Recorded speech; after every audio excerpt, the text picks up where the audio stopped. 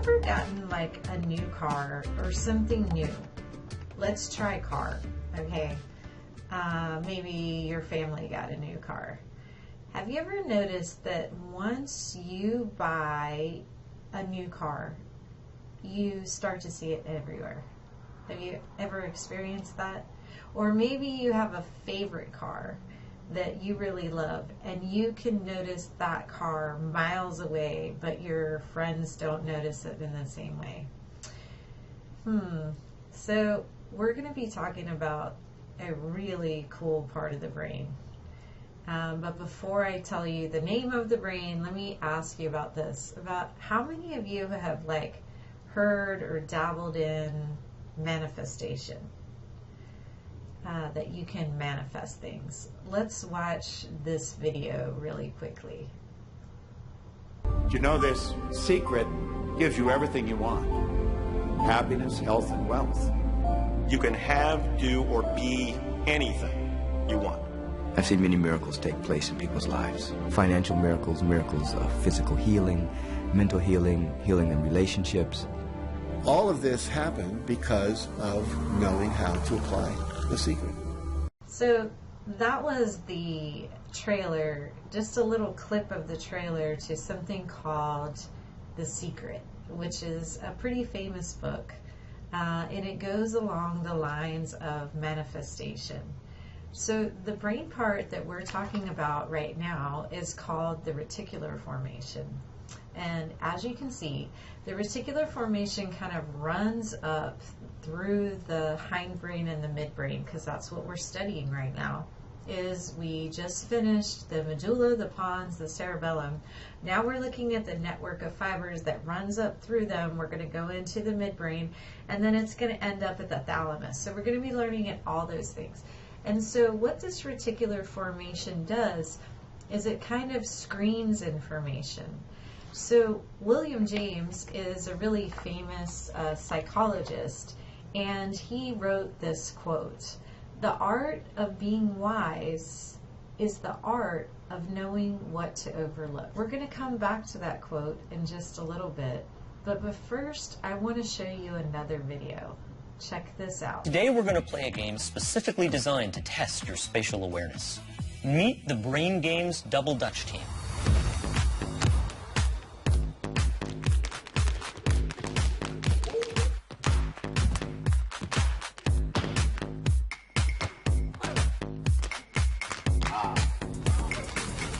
Now, what does jumping rope have to do with the brain? Well, Double Dutch requires off-the-chart spatial awareness. And today, these kids are going to help us test yours. For this game, all you have to do is keep track of the number of times that either of the girls in green jumps. You'll count each time one of them lands a jump, like this. 1, 2, 3, 4, 5. As you can see, these jumpers are pretty quick on their feet, so you're going to have to pay attention to keep up. When the whistle blows, start counting. Ready? Go.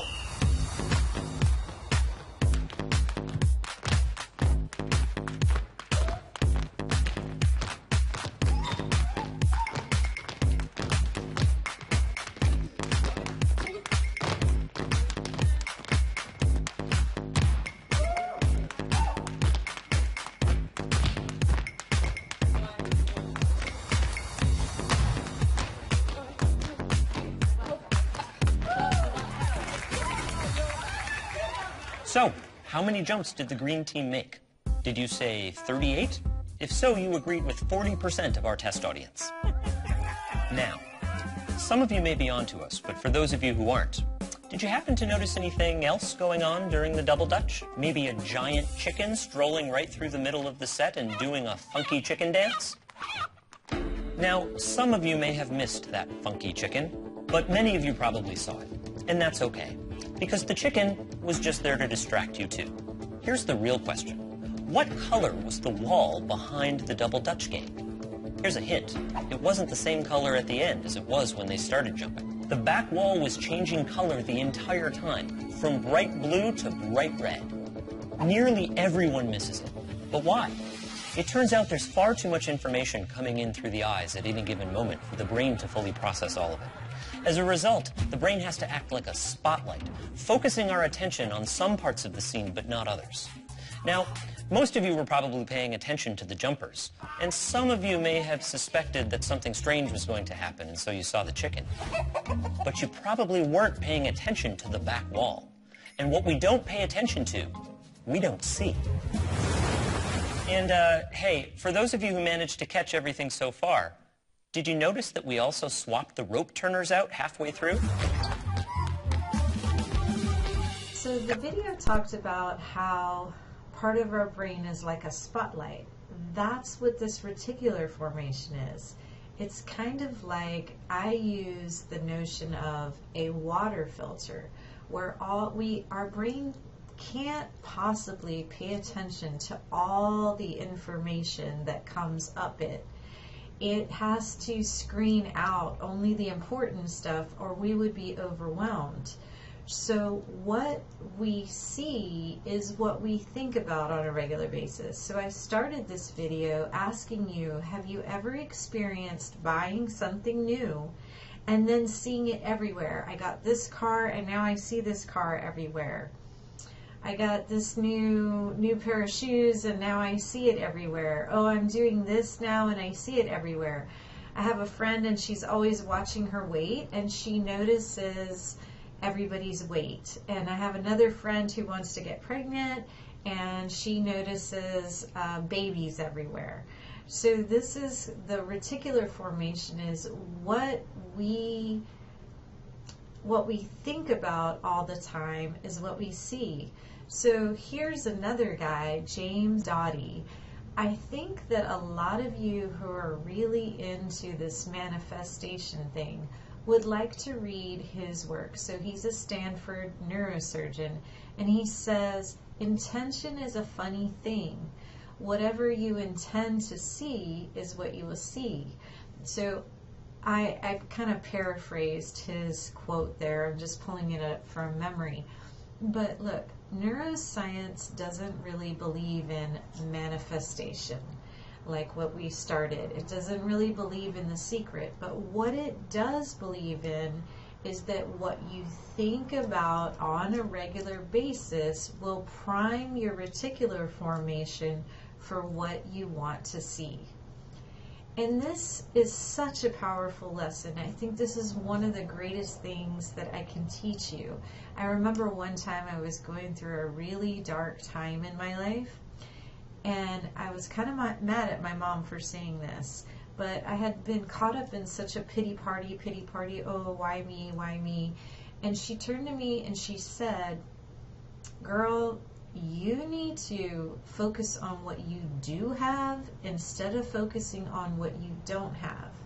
And what's interesting about that is I was mad at the time because I wanted her to tell me like how unfair life had been to me, but she was giving me really good advice, is focus on what you do have and not what you don't have. They've actually done multiple studies, research on what makes couples stay in healthy, strong relationships.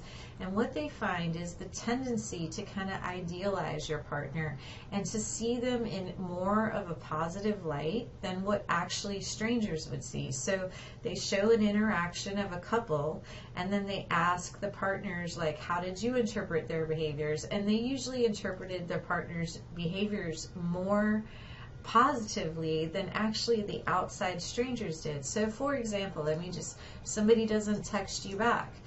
Those of you that are focusing on the positive kind of light, you say, oh, they're probably super busy, or maybe they're stressed or upset. But somebody who's focusing on more of the negative aspects would say, oh, this person doesn't care about me. So it's really good to know that we can choose what we focus on. So here's a fun story. Once there was this monk at this monastery, and he decided that he was going to build a brick wall. So he spent a lot of time building this brick wall, but he had a few bricks out of place because it was his first time. Laying bricks is not as easy as what you think. And so after his wall was finished, all he could see was he could only see the bricks that were out of place. So one day, a stranger came to the monastery and he was giving him a tour, and the stranger says to him, "Oh wow, look at this brick wall. Somebody did a lot of hard work on this. This is really great craftsmanship." And the monk turned to him and he says, "What? How can you say that? Don't you see these bricks that are out of line?" And the stranger said, "Well, I see a few bricks out of line, but what I mostly see is all the bricks that are in line." And isn't it funny how our brain is set up to really focus in on the negative things? We give so much more credence to the negative things going on in life, and we need to remember that's the way that our brain works. And instead, we need to consciously make the decision, no, I'm going to focus on all the positive things that were there. Now, before we go on from this particular brain part, I'd like to talk to you about another thing.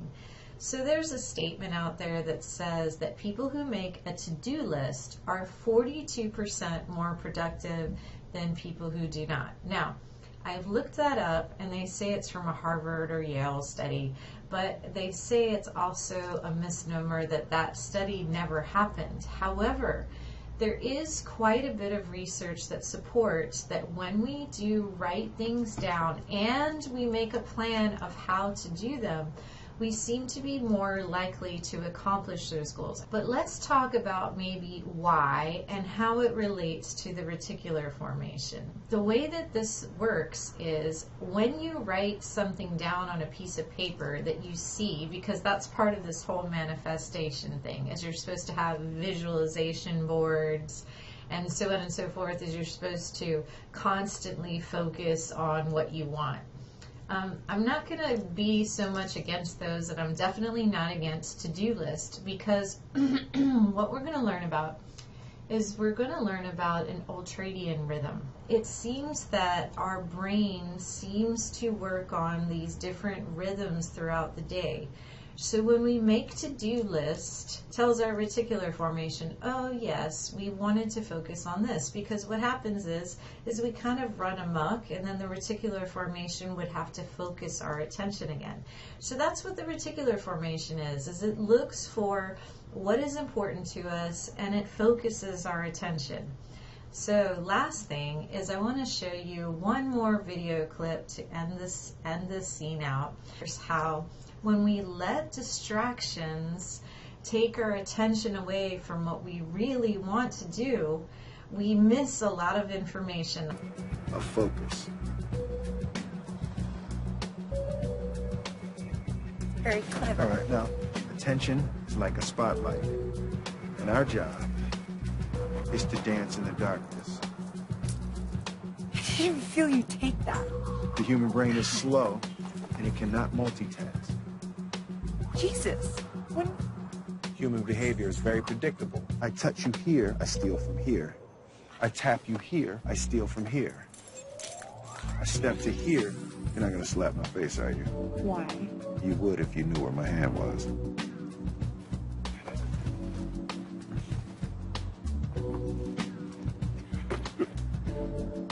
Okay. I get it.